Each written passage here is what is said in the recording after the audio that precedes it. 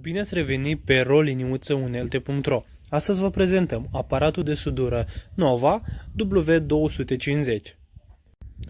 Aparatul de sudură Nova W250 este un invertor cu gabarit compact, ușor de purtat într-o gospodărie sau în orice zonă de lucru.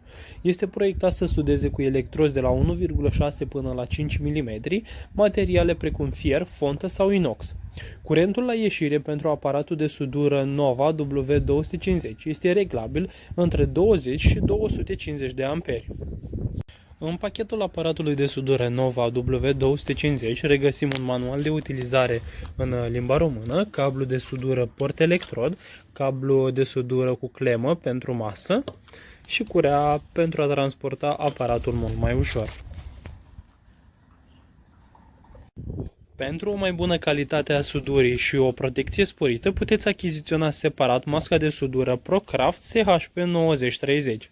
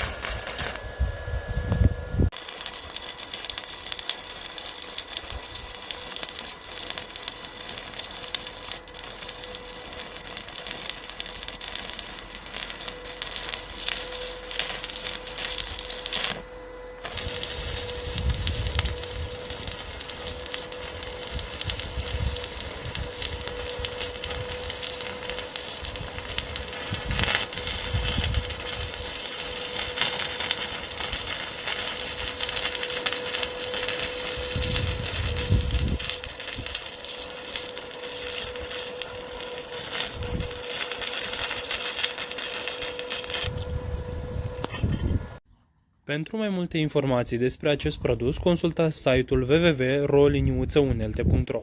Vă mulțumim și vă urăm o zi bună!